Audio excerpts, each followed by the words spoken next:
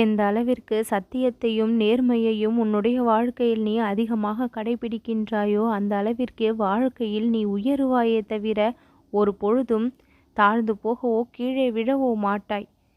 நேர்மையாக இருப்பவர்களை, உண்மையாக நடந்து கொள்பவர்களை யாராலும் சுலபத்தில் வீழ்த்திவிட முடியாது. அந்நியாயம் செய்பவர்கள் உயர்ந்து விரைவிலேயே வெற்றியை பெறுவதைப் போல தோன்றினாலும் நியாயமும் நேர்மையும் இருப்பவர்களை காலமானது எப்பொழுதும் கைவிட்டு விடாது.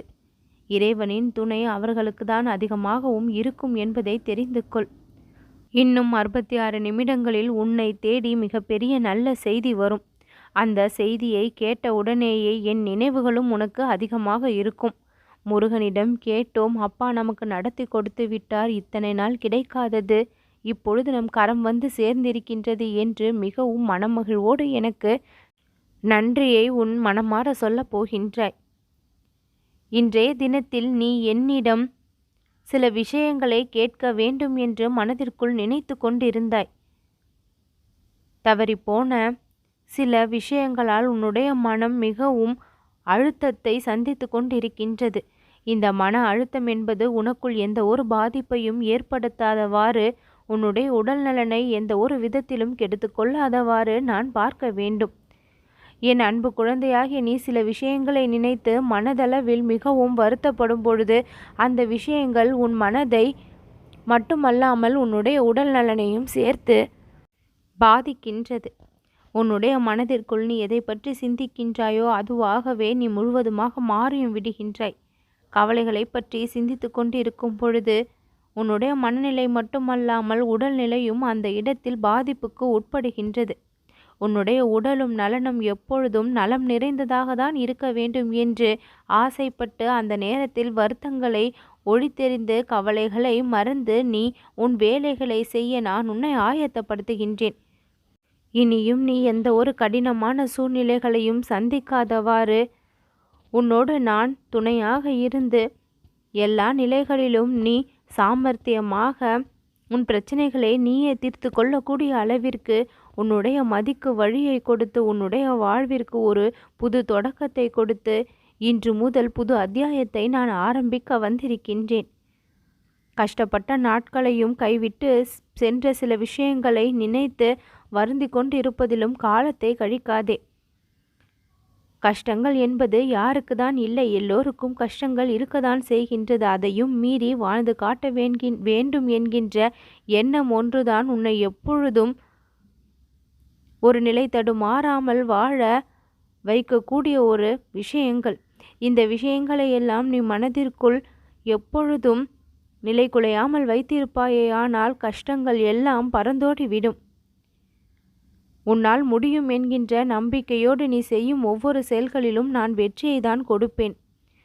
முடியுமா, நடக்குமா என்று ஒரு சந்தேகம் எழும்பொழுது அந்த இடத்தில்தான் வெற்றியானது கேள்விக்குறியாக மாறிவிடுகின்றது. எந்த ஒரு விரக்தியும் இல்லாமல் அவநம்பிக்கையும் இல்லாமல் நீ செய்ய வேண்டிய விஷயங்களை ஒரு தைரியத்தோடு துணிச்சலோடு செய்வாயேயானால் உன் வாழ்விற்கு அது நலனை கொடுக்கும். கடினமான சூழ்நிலைகளை எல்லாம் இலகுவான சூழ்நிலைகளாக நான் மாற்றி காண்பிப்பேன்.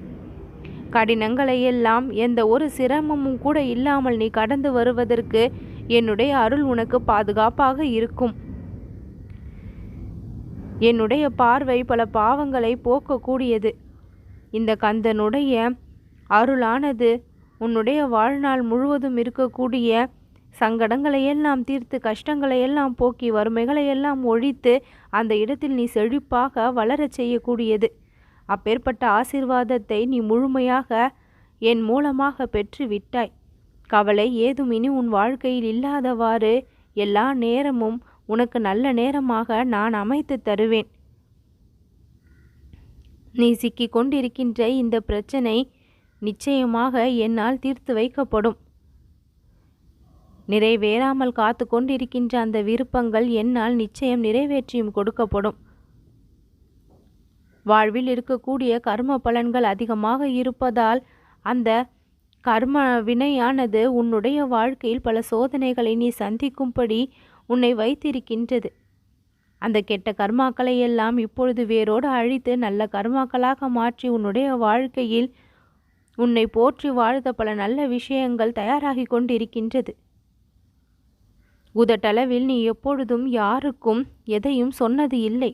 மனமாற நீ பல விஷயங்களை சொல்லியும் இருக்கிறாய், செய்தும் இருக்கின்றாய். போலி வேடங்கள் ஒரு பொழுது முன்னிடம் இருந்தது இல்லை.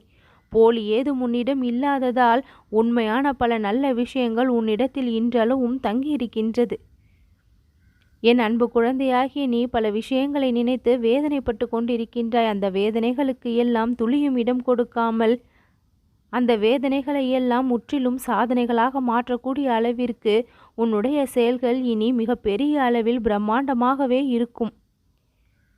எதை நினைத்து நீ ஒரு செயலை செய்தாலும் அந்த செயலானது வெற்றியை குவிக்கும் வகையில் அந்த இடத்தில் அருளை நான் பொழிவேன்.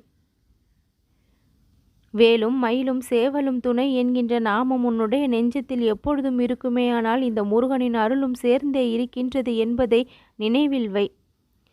உன்னுடைய வாழ்க்கை சந்தோஷமாக மாற வேண்டும் என்று வெகு நாட்களாக ஆசைப்பட்டு காத்திருக்கின்றாய். இந்த ஆறுமுகனின் துணை இல்லாமல் உன் வாழ்க்கையில் எதுவும் நடக்காது.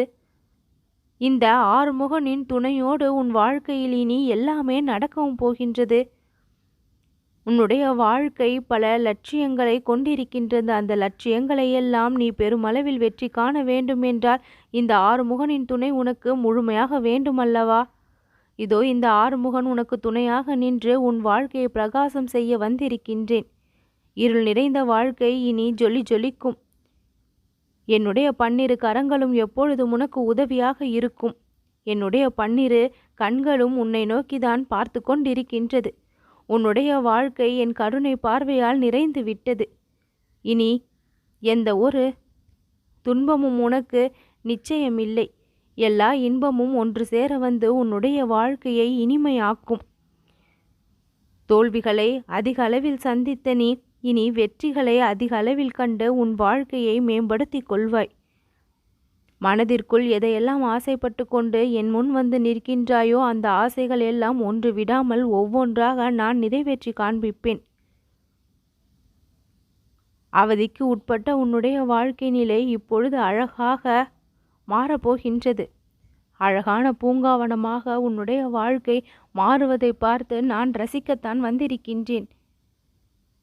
எந்தெந்த கடினங்களை உன் வாழ்க்கையில் நீ சந்தித்து கொண்டிருக்கின்ற அந்த கடினங்கள் எவ்வளவு கஷ்டத்தை உனக்கு கொடுத்து கொண்டிருக்கின்றது தெரிந்து அந்த கஷ்டங்களை எல்லாம் போக்கி கடினங்களை எல்லாம் இலகுவாக்கி உன் வாழ்க்கையில் மிக பெரிய அளவில் நீ உயரத்தை எட்ட இந்த முருகனுடைய துணை என்றென்றும் வழிகாட்டியாக இருக்கும். தீயனவைகள் ஒழிந்து நல்லனவைகள் பல நடந்து உன்னுடைய வாழ்க்கை மிகவும் அழகாக மாறும் தருணம் இது.